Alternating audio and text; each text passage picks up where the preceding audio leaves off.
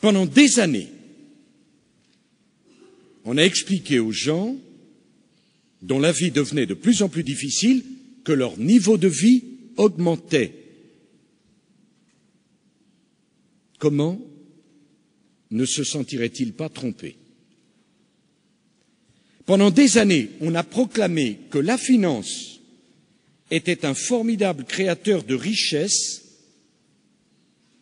pour découvrir un jour que la finance avait accumulé tellement de risques que le monde avait failli plonger dans le chaos.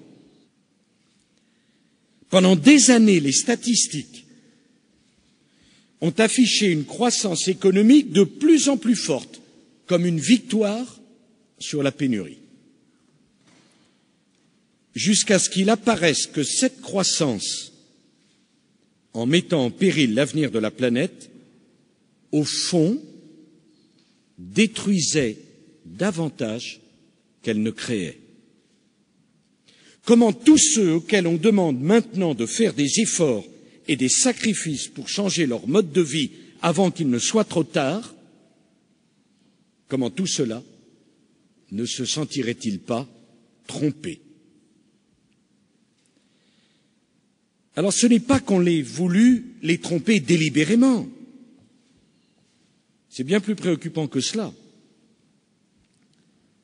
Car ni le statisticien qui défend la pertinence de son PIB ou de son indice de prix, ni le comptable persuadé que sa fair value est la meilleure mesure possible de la valeur d'un actif, ni le statisticien, ni le comptable ne sont des menteurs. Le problème vient de ce que le monde, la société, l'économie ont changé et que la mesure du monde n'a pas changé. Voilà le problème clé, incontournable, auquel nous devons apporter une réponse. Le problème vient de ce que l'on a fini, sans toujours s'en rendre compte, par faire dire à la statistique et la comptabilité ce qu'elles ne disaient pas, ce qu'elles ne pouvaient pas dire. Le problème vient de ce que l'on a fini par prendre la représentation de la richesse pour la richesse elle-même, la représentation de la réalité pour la réalité elle-même. Mais la réalité finit toujours par se venger.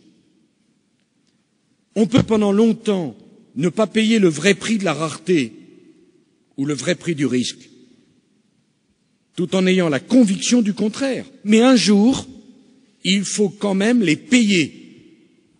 Et ce jour-là, la facture est beaucoup plus lourde parce que les comportements fondés sur un calcul économique erroné auront accru la rareté et le risque. Et c'est exactement ce qui s'est passé dans la crise que nous connaissons.